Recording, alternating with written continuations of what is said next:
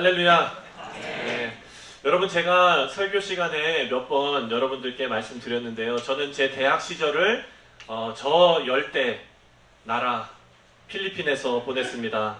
네, 저의 대학 시절의 필리핀 선교 그 5년은요, 저에게 참 많은 것을 느끼게 해주었고 또 많은 것을 생각하게 해주었습니다.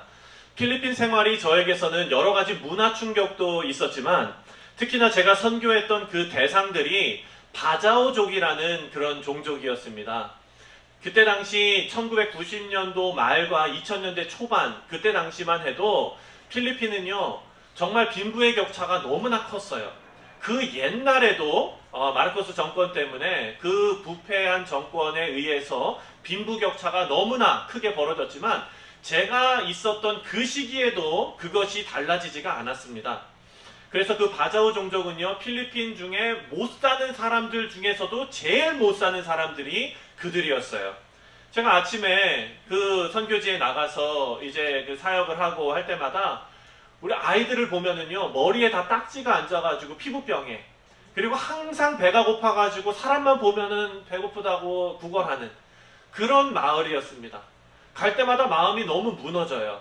그런데 제가 이제 거기에서 사역을 하고 학교로 가면은요, 상황이 완전히 달라집니다. 제가 다니던 학교가 여러분 좀 좋은 학교였습니다. 그래서 그 학교에 가면은요, 진짜 막 좋은 차들도 많고요, 애들이 참 잘 사는 집들 애들이 너무 많은 거예요.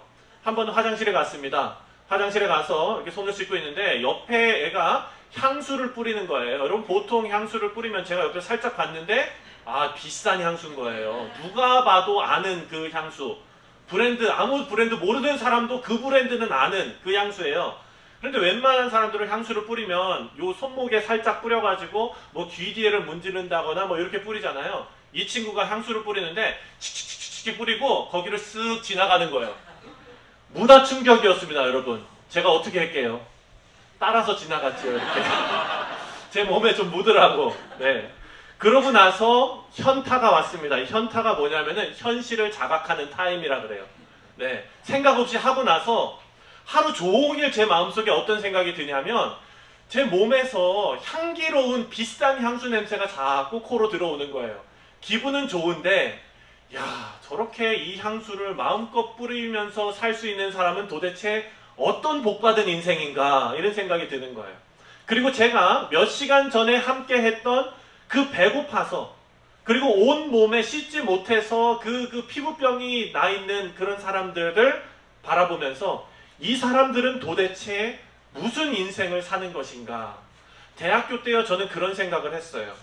그래서 여러분, 제가 대학교 때 이런 질문을 저한테 계속 하면서 질문에 답을 찾기 위해서 상당히 애를 쓰고 노력을 했습니다. 왜냐하면 우리 인생의 부와 명예가 삶의 목적이고 그게 제일 가는 가치라면 필리핀에서 가난한 유학생으로 선교 사역하면서 공부하는 제 자신이 너무 초라해 보이는 거예요.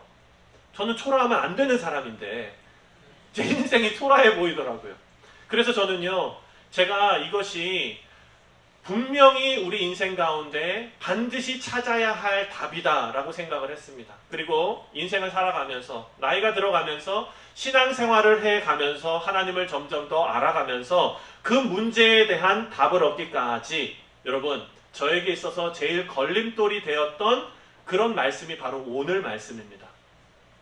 사무엘 하에 들어오면은요, 이제 5장에 들어와서 다윗이 이스라엘 전체의 왕이 됩니다. 보잘것없던 목동이었거든요. 소년이었거든요. 근데 이 사람이 이스라엘 전체의 왕이 되는 이 성공 스토리가 인생을 살아가는데 우리가 이렇게 살아야 한다라는 좋은 성공의 사례로 많은 사람들에게 각인되어져 있다는 것입니다. 그래서 나도 다윗처럼 되고 싶다. 내 자녀들이 다윗처럼 되고 싶다. 그래가지고 우리 집사님 중에 한 분은 자녀 이름을 데이빗이라고 짓지 않았습니까? 네. 시작은 미약하였지만 나중에 창대한 결과를 이뤘으면 좋겠다 하는 마음이 다 부모의 마음이겠지요.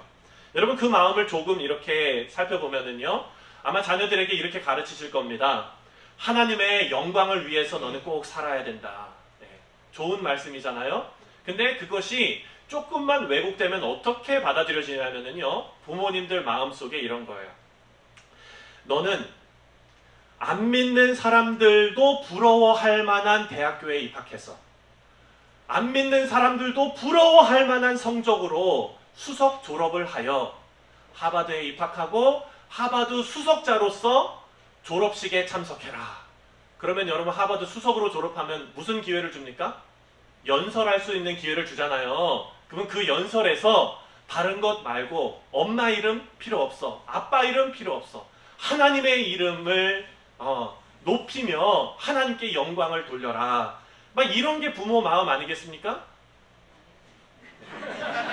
아닌 척하고 계시는 분도 계시고 정말 아닌 분들도 계시고 그럴지 모르겠어요. 네, 사랑하는 성도님들, 우리가요 한국의 그 TV를 보면은요, 연말 되면 연애 시상을 합니다. 그렇죠? 연말 연예인들 연말 시상식이 있어요.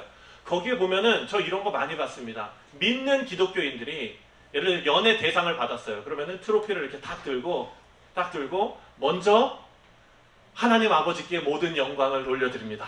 그러면은 믿는 모든 크리스찬들이 이야, 정말 잘한다, 진짜 저래야 돼, 너 연예인 되려면 저렇게 돼야 돼, 이렇게 말하지 않습니까? 사랑하는 성도님들, 멋진 모습으로 우리가 보는데요, 그것이 진정 성경이 말하는 멋진 모습인가는 우리가 따져봐야 된다는 겁니다. 다윗 시대에도요, 여러분, 백성들은 많고 왕은 몇 명이었습니까? 한 명이었어요. 왕이 돼서 하나님께 영광 돌릴 수 있는 사람들은 수많은 사람들 중에 몇 명입니까? 한 명이에요. 예. 그렇게 왕이 돼서 영광 돌릴 수 있는 한 명이고, 나머지 대부분의 사람들은 저와 여러분들처럼 이렇게 평범한, 여기 평범하지 않으신 분들도 계시겠지만 물론 평범한 그런 사람들이라는 거죠. 그런데 이런 평범한 사람들이 오늘 본문에 나오는 10절 말씀을 읽으면은요, 마음에 부담이 생깁니다. 10절을 다 같이 한번 읽어보겠습니다. 시작. 만군의 하나님 여호와께서 함께 계시니 다윗이 점점 강성하여 가니라. 아멘. 이 말씀이 우리가 부담스럽게 받아들여지는 이유는요, 제 인생을 봐도 여러분의 인생을 봐도 우리는 계속 제자리 걸음 걷는 것 같거든요. 계속 뭔가 일론 머스크처럼, 뭐 또 어떤 사람처럼 막 어마어마하게 강성해지는 인생은 별로 없는 것 같아요. 우리는 계속 그냥 그렇게 살아가는 것 같아요. 그런데 오늘 하나님의 말씀이 분명 뭐라 그럽니까? 하나님께서 함께 계시니 다윗이 점점 강성하여 가니라. 그렇다면 이것을 우리가 뒤집어서 생각하면 내가 지금 강성하여지지 못하는 것은 누가 함께하지 않기 때문입니까? 하나님께서 함께하지 않는다고 오해하게 되는 거예요. 그래서 여러분, 이 말씀이 그렇게 어렵고 그리고 우리가 잘 받아들여야 되는 말씀이라는 것입니다. 사랑하는 성도님들, 다윗의 지금 입장을 보면은요, 하나님께서 다윗에게 은혜를 주셨어요. 그 은혜 중에 가장 큰 은혜는 하나님께서 다윗의 편을 들어주는 그런 은혜입니다. 사랑하는 성도님들, 누군가 내 편 들어주는 것, 그거 정말 큰일이에요. 그렇죠? 제가 예를 들어서 뭐 이제 어디 길거리에 나가서 시비가 붙었습니다. 그런데 제 아내가 옆에 있으면서 제 편을 딱 들어주는 거예요. 당신이 잘못했고 내 남편은 잘못한 거 하나도 없어요, 이렇게 얘기하면 내가 비록 잘못했더라도 제 마음은 어떻게 되겠습니까? 참 든든하겠죠. 다윗은요, 지금 하나님께서 편들어 주시는 그런 인생을 살고 있습니다. 이 말씀을 우리가 보면은요, 지금 사울이 죽었어요.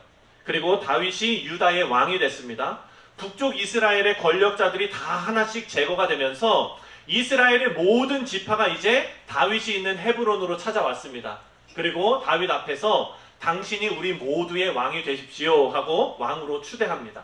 그것이 오늘 본문 1절 말씀이거든요. 1절을 다 같이 읽겠습니다. 시작. 이스라엘 모든 지파가 헤브론에 이르러 다윗에게 나아와 이르되 보소서, 우리는 왕의 한 골육이니이다. 아멘. 여러분, 이 상황을 지금 정치적으로 바라보면은요, 어떤 일이냐? 사울의 아들 이스보셋이 자기 신복들에 의해서 암살당했습니다. 그리고 아브넬도 그 사울 진영의 군대 총장관이었던 사람도 죽임을 당했어요. 그래서 지금 북이스라엘 사람들은요, 권력자가 없는 상황에 있는 겁니다. 만약에 총사령관이라도 있었으면은 그 사령관이 군대를 이끌고 다윗한테 가서 협상이라도 좀 해서 우리가 좀 이롭게 잘 살 수 있을 정도로 협상이라도 해볼 여지가 있는데 이제는 아무 그런 협상할 사람이 없는 거예요. 그래서 이 사람들이 가서 왕한테 뭐라고 말합니까? 다윗에게 나와 이르되 보소서 뭐라 그랬어요? 시작. 우리는 왕의 한 본류이니이다. 이 얘기가 뭡니까 여러분? 한국의 예전에 정치적으로 우리가 남이가 이렇게 얘기하잖아요. 그렇죠? 그 얘기하는 거예요. 우리는 한 사람 아닙니까? 한 권력 아닙니까? 이렇게 얘기하고 있는 겁니다. 지금 이 이스라엘의 모든 장로들은요, 어찌 보면 아무것도 할 수 없는 상황에서 다윗을 왕으로 추대하고 있습니다. 이스라엘 장로들이 다윗을 왕으로 세우는데 우리가 묵상한 사무엘상 16장부터요, 다윗의 인생이 점점 더 강성해지기 시작합니다. 점점 더 강력해지기 시작해요. 그리고 오늘 사무엘하 5장에 들어와서 다윗이 모든 이스라엘의 왕이 되었습니다. 이거 누가 하신 일입니까? 하나님께서 하신 거예요. 그렇다고 여러분, 하나님께서 왕의 자질이 없는 사람을 왕으로 세우지는 않으셨습니다. 다윗은요, 누가 봐도 왕이 될 만한 자질이 있는 사람이었어요. 우리가 잘 아는 대로 다윗은 첫 번째 용맹한 군인이었습니다. 다윗은 누구하고 싸워서 이겼습니까? 골리앗을 이긴 사람이에요. 전쟁에 나가서 진 적이 없어요. 용맹스러운 군사입니다. 두 번째, 다윗은요, 하나님의 말씀을 잘 듣는 사람이었어요.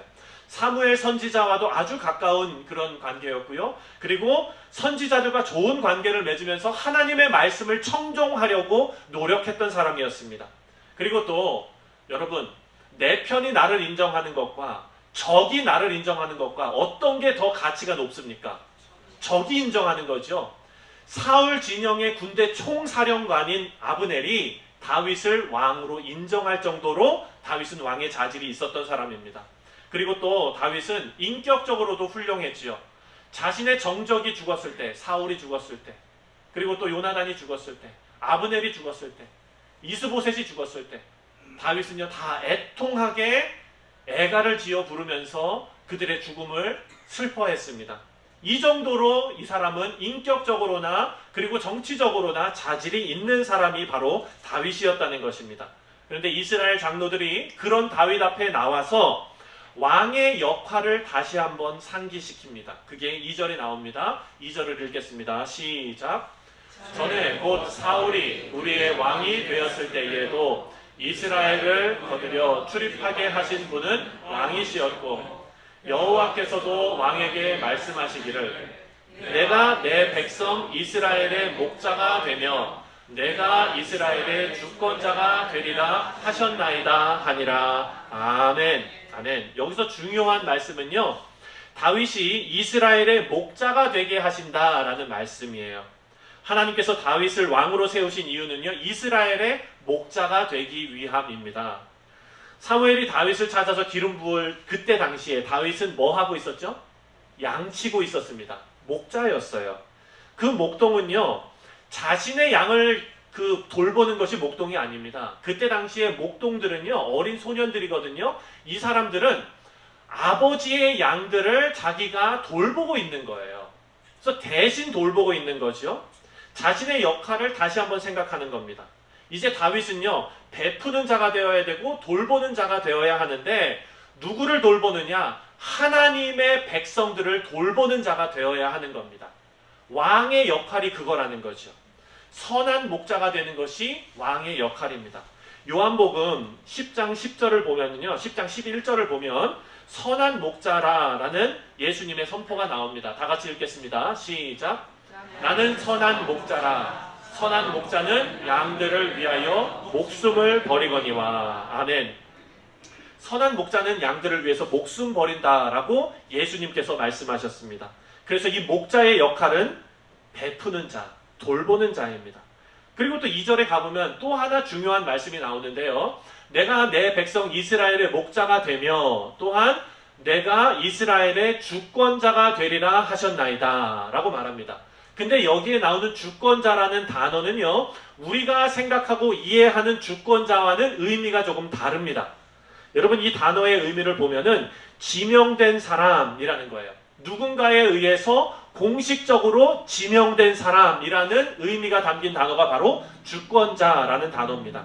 그러니까 이 단어는요, 스스로 자기가 권위를 차지한 자가 아니라 누군가에 의해서 공식적으로 지명된 자다라는 뜻입니다.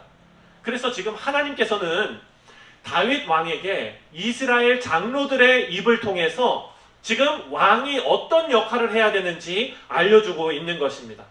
여러분, 이것을 하나님께서 이스라엘 왕들에게 예레미야 선지자를 통해서 더 구체적으로 말씀하시는 부분이 있습니다. 예레미야 22장에 가서 함께 살펴보겠습니다. 다 같이 22장 1절부터 3절 큰 소리로 다 같이 읽겠습니다. 시작.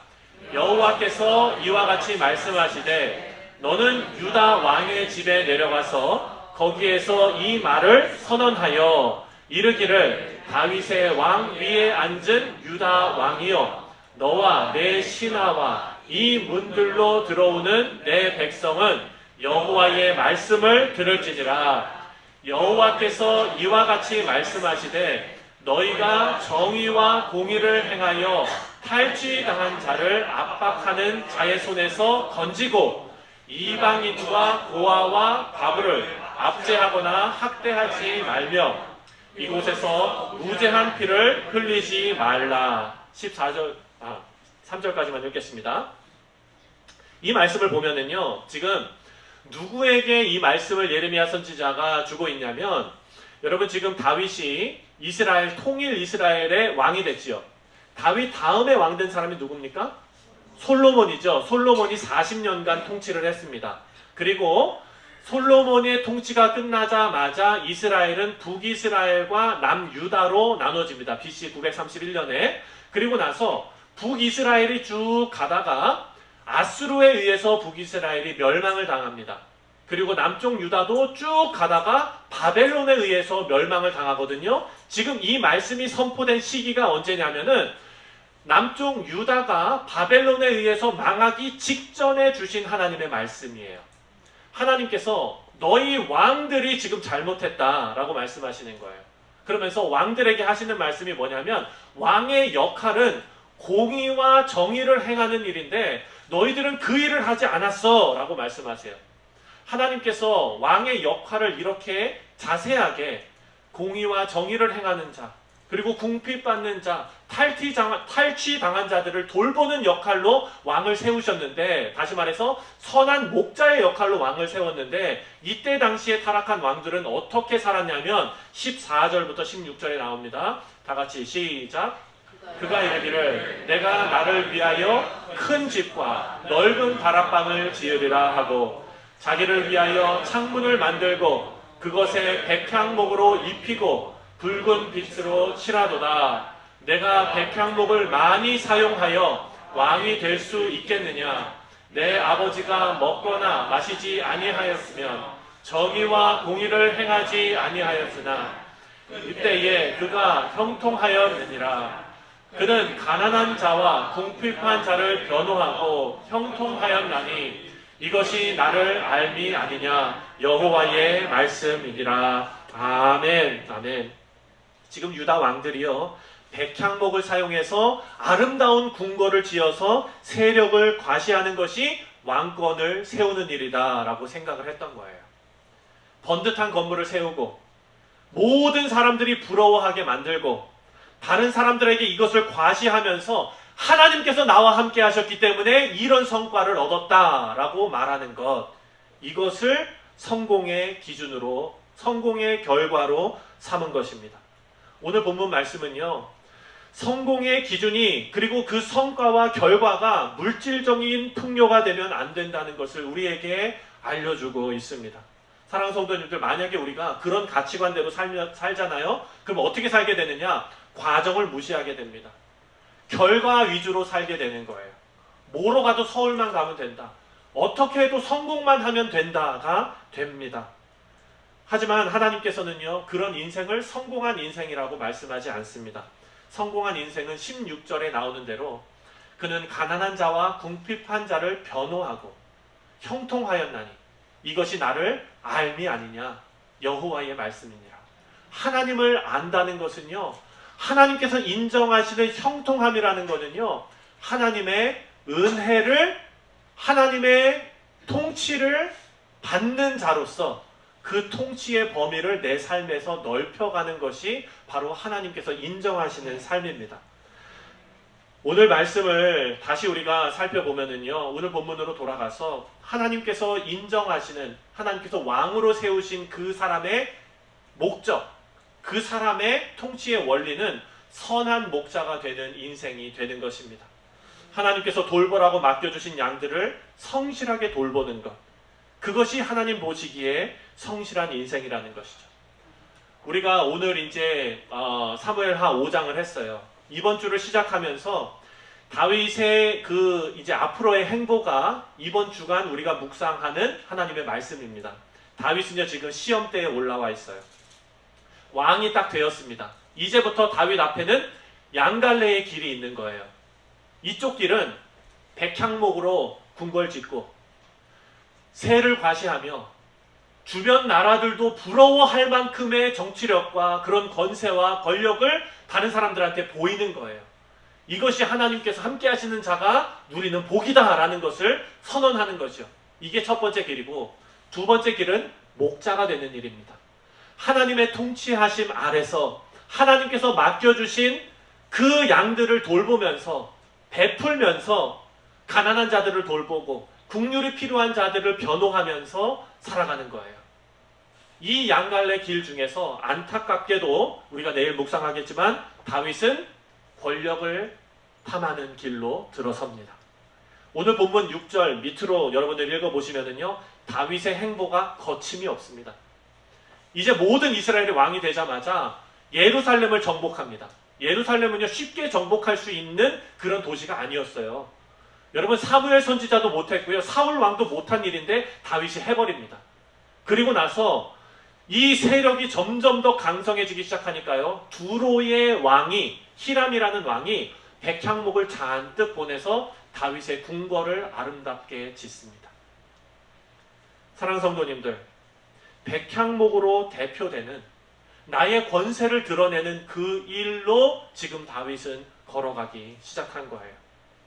하지만 하나님께서 다윗의 생각을 고치시고 경고하시고 바른 길로 다시 인도하시기는 했습니다. 사랑하는 성도님들, 하나님께서 인정하시는 진정 가치 있는 인생이 무엇인가, 우리가 다윗의 인생을 통해서 다시 한번 생각해 보시기를 주님의 이름으로 축원드립니다. 하나님께서 인정하시는 삶은요, 목자가 되는 삶입니다. 가난한 자와 궁핍한 자를 변호하는 삶입니다. 하나님을 아는 것, 그것이 바로 선한 목자가 되는 삶이라는 것입니다. 우리가 가난한 자와 궁핍한 자를 변호하고 돌보아야 되는 이유가 뭐냐? 바로 우리가 그 은혜를 입은 자이기 때문이거든요. 하나님께서 권력을 가지고 이 세상에 하나님의 이름을 드러내라고 우리에게 명령하시지 않으셨어요. 대신에 우리에게 명령하신 것이 있습니다. 은혜 입은 자의 모습으로, 그 은혜 입은 자의 모습으로 세상에 하나님의 권세를 드러내라는 거예요. 아무것도 내세울 것 없는 자를 하나님께서 은혜로 건져주셨거든요.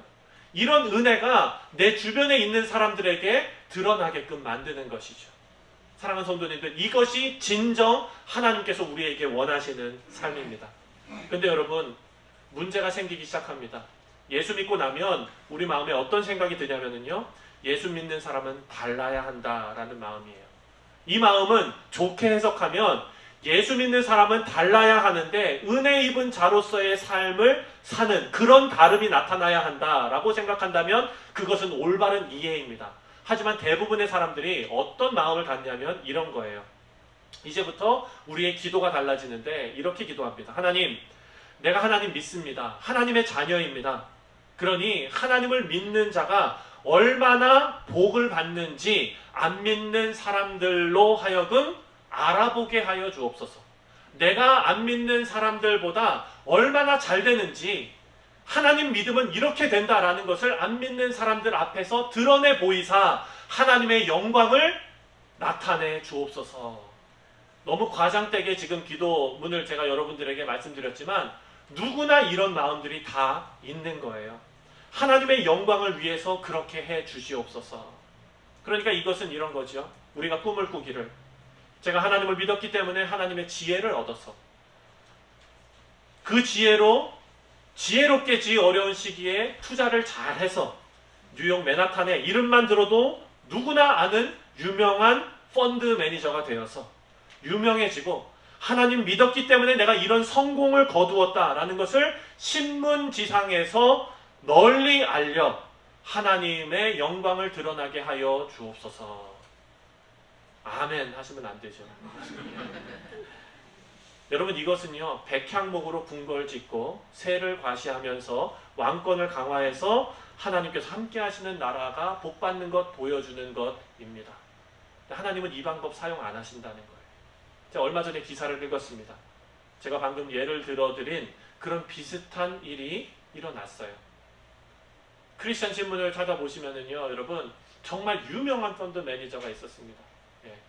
그리고 그분은 엄청난 성공을 했고 간증을 많이 하고 하셨어요. 훌륭한 삶을 사셨죠.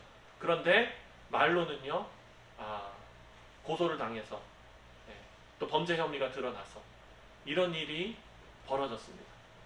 사랑하는 성도님들, 이것은요 우리가 이 오늘 본문 말씀을 하나님께서 진정으로 원하시는 그 왕의 자리를 우리가 인간의 어떤 욕심과 인간의 생각으로 왜곡시켜서 그 엉뚱한 것이 우리의 신앙이 되었을 때 발생하는 일이라는 것입니다. 하나님께서는요 우리를 원수 사랑하는 데까지 가라고 말씀하시는데 그 이유는 뭐냐? 바로 은혜를 우리 삶의 최고의 모토로 삼으라는 말씀입니다. 내가 경험한 하나님의 은혜의 통치가 지금 내가 속해 있는 곳에 이루어지게끔 하는 것이 바로 하나님께서 인정하시는 삶을 사는 것입니다. 사랑하는 성도님들, 물질적인 풍요나 세상 사람들이 인정하는 이 성공이 모두 나쁜 것이 아닙니다. 여러분 자녀들 아이빌리그 가는 거 위해서 기도하신다면 새벽마다 꼬박꼬박 기도하세요. 여러분 기도해야죠. 하나님 앞에 간구하고 기도해야 되는 거예요. 하지만 우리는 그 기도를 하면서 뭐를 잃지 말아야 되느냐? 목적과 방향을 잃지 말아야 합니다. 우리는 성실함으로 우리가 하는 일에 최선을 다하고 지혜롭게 일을 해야 합니다. 하지만 목적 잃은 열심은 부패한 죄성 때문에 잘못된 길로 인도할 수밖에 없습니다. 잘못된 길로 가면 하나님께 영광 돌릴 수 없지요. 사랑하는 성도님들, 이 세상에 살아가면서 제가 향수 막 뿌렸던 그 사람을 부러워했던 그런 마음은 여러분 이제 조금 접어두셔도 됩니다. 왜냐하면 하나님께서는요 우리에게 각각 다른 달란트를 주셨어요. 50달란트 받은 자가 있습니다. 하지만 1달란트 받은 자도 있어요. 그런데 하나님께서는 어떻게 평가하시냐면요, 그들이 각자 자기가 받은 달란트대로 자기의 위치에서 자기의 삶의 모습에서 착하고 충성된 종이 되기를 원하시는 거예요. 하나님께서 우리에게 나중에 가서 칭찬하실 때 뭐라고 칭찬하시겠습니까? 착하고 충성된 종아, 작은 일에 충성했구나, 참 잘했다, 이렇게 하나님께서 우리를 칭찬하실 것입니다. 그것은요 우리가 유명한 어떤 사람이 되어서 연말의 시상식에서 하나님께 영광 돌리는 그런 일이 아니더라도 하나님께서는 저와 여러분에게 지금 맡겨주신 여러분의 위치에서 하나님의 은혜가 자꾸 드러나게 그 일로 우리를 부르시는 거예요. 우리 집사님이 계시는 곳은요 사업체가 은혜가 넘치는 사업체가 돼요. 우리 장로님의 사업체도 은혜가 넘치는 사업체가 되는 거예요. 자꾸 거기만 가면 은혜가 넘쳐요. 거기만 가면 용서가 넘쳐요. 그래서 뭔가 달라요, 이 사업체는. 그래서 다른 열쇠 가게 가고 싶지가 않아요. 다 이 열쇠 가게만 가고 싶어서요. 막 이런 거죠. 다른 변호사님들한테 가고 싶지 않아요. 저 변호사님한테만 가고 싶어요. 막 이런 거예요. 사랑하는 성도님들, 그게 뭡니까? 하나님의 은혜의 통치를 넓히는 일입니다. 우리가 그 일에 쓰임 받으시기를 주님의 이름으로 다시 한번 축원드립니다.